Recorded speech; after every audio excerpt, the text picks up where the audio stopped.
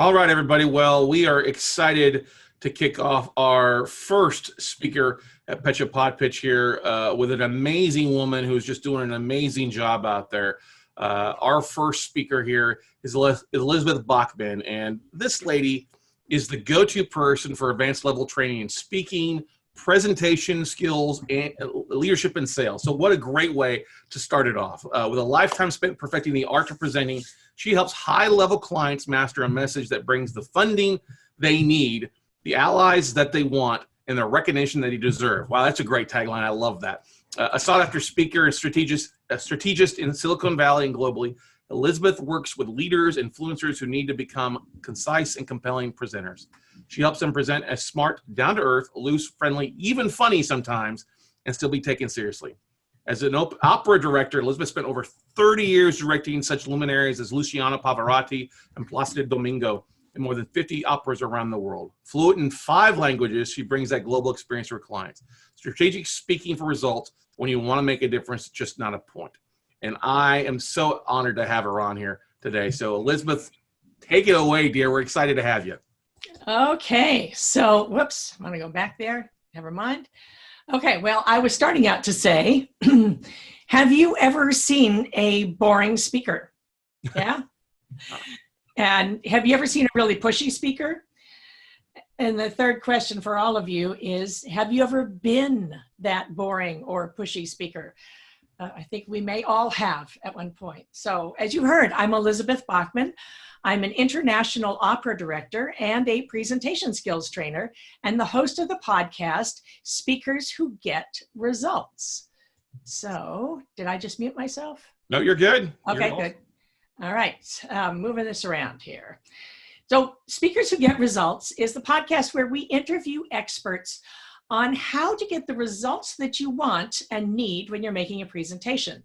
And because good presentations are so much more than just standing up and talking, we address leadership and visibility, which is what's behind the urge to stand up and talk, as well as the challenges that you find when you're presenting, such as international communication and cultural miscommunication.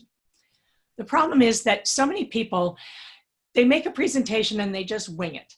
They go in and they just start talking without thinking about who's listening and what they need. So then they don't get the sale or the buy-in. And I don't know if you've ever been there, but I sure have.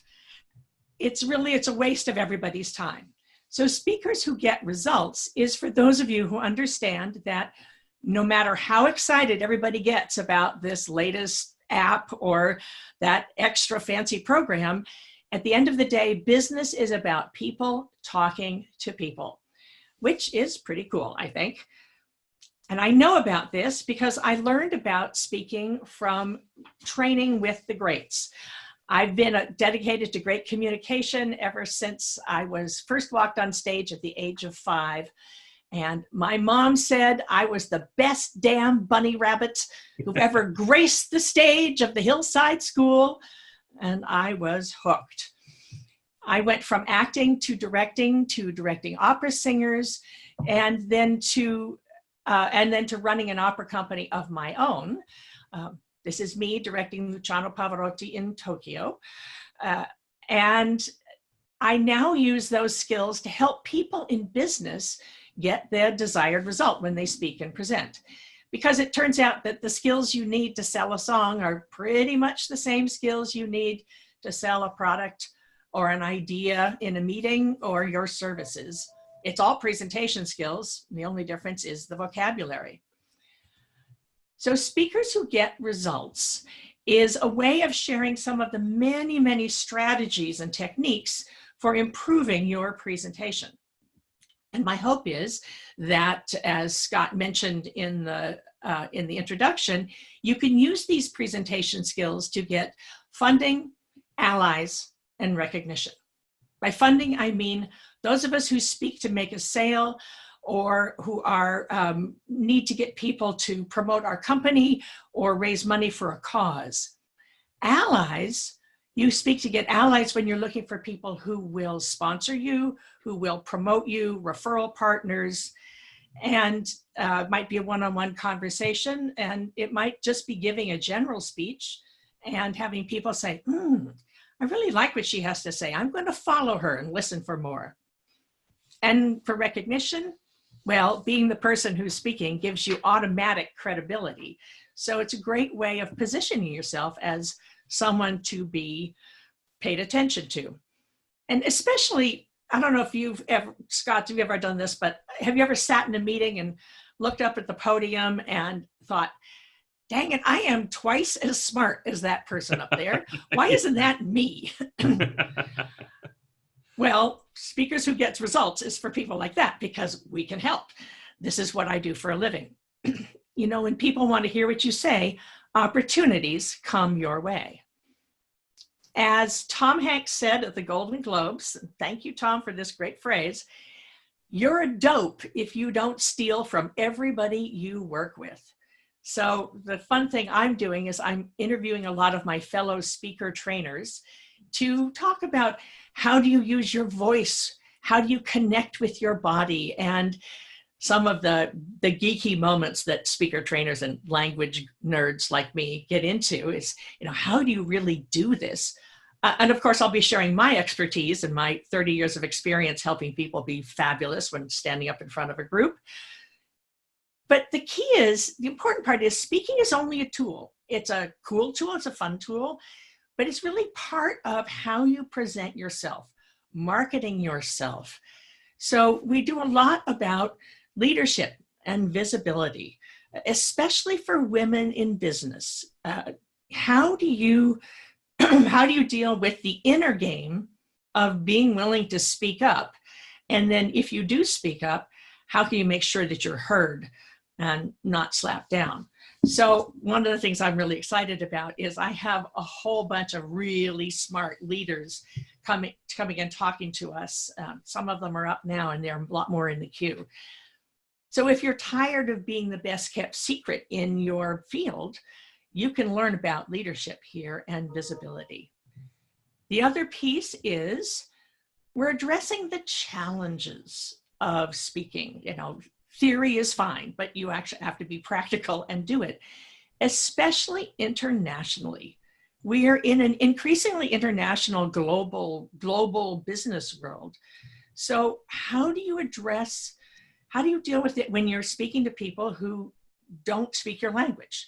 I mean, this is all about speaking in English because that's the international language of business. But what if your listeners aren't native English speakers? Or what if if English is your second or third language? How do you communicate well? And how does the culture of your listeners affect the way you are perceived? So presenting to people in a different culture, if they don't fully understand you, they'll just tune out. Or worse, they'll misunderstand what you're asking them to do and waste a lot of time and money going off in the wrong direction. So I'm really excited about this.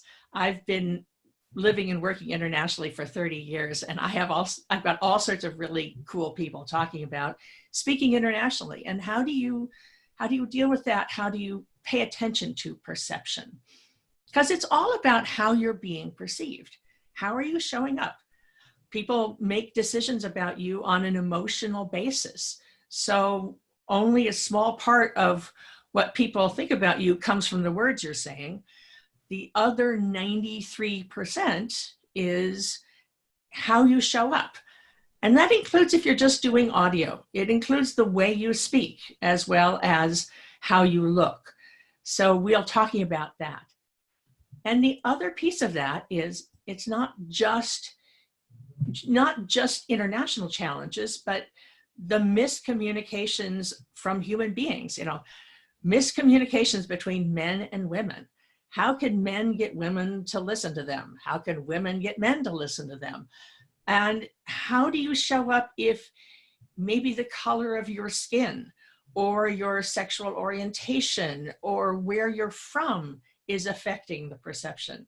I've got a couple of wonderful experts who are transgender and are talking about what's it like to raise money as a man and raise money as a woman. It's different. So it's all about experts, interviewing experts, learning things, and helping people about this great game of communication. There's so much to explore and learn. And I hope that you can come to Speakers Who Get Results. You can find it on my website, elizabethbachman.com/podcast, or iTunes, Stitcher, Google, wherever it is you listen to podcasts. And I'd like to ask you to think of one thing. If you're making a presentation, doing a speech to get a result, then it's a sales presentation. I hate to say that, but it is all about sales. And sales is like sex. Nothing happens till somebody gets excited. Thanks a lot. Good stuff there. We've got a couple minutes here. Anybody have questions for Elizabeth there? You can also access her links, her podcast link directly by clicking on her podcast logo on massmediasummit.live as well too for you guys there as well. What was probably the most eye-opening suggestion you've gotten from another speaker, Elizabeth? Oh, so many of them. I don't know if I can identify one of them. I've been interviewing people and learning from people for years, just from the beginning. So the key thing that everybody comes back to that we all talk about is the audience. It starts with the audience. Who's listening? Who's listening, and how do they need to hear what you have to say? What is going to affect the way they hear you? Because you've got to reach them in a way that they can take it in. And unfortunately, so many speakers get out there and they just say, I'm just going to say what I have to say. And they all need what I have to say. But if they don't know they need it, it all starts with the audience. And that's one of the fun things about internationally is how do you deal with that when they're in another country? They have different assumptions about how the world works. That's true. And we got, actually speaking of another country, Chris Reynolds is one of our podcasters who's been traveling the world. He's actually getting ready to relocate here to Austin, Texas. But he goes, this is really funny because do you recommend a typical sales pitch at the end of your speaking gig? Do you pitch something small, something higher value? I think you kind of may have answered his question, knowing what the audience is. You have to know your audience. It depends on who they are and who they're going to, what do they need? And also particularly, I like to leave people with something else. You do a pitch, but then the last thing you say is what people are going to remember, which is why I like to end with sales is like sex, because people remember that. So it's your beginnings and your endings are important. Fit your sales pitch in where it's going to reach that audience the best. Makes so much sense there. Yeah, Marvin Franklin here, he says, loved her words regarding that sales and sex are similar. Nothing happens until someone gets excited. Great points out there. So, well, thank you, Marvin. Thank you, Chris. Makes sense. Thank you, Chris says as well there. Elizabeth, you've done an amazing job. Way to kick off our Pitch a Pod pitch. So you can take a deep breath. And I just get to listen and learn now. Exactly. Yeah. Great stuff, Elizabeth. All righty. Thank you. Thank you. So we have another question here pop up. Oh, no, they're good. All right. We're going to boot you back to attendee and then bring on our next one here. All right. Good stuff. Search.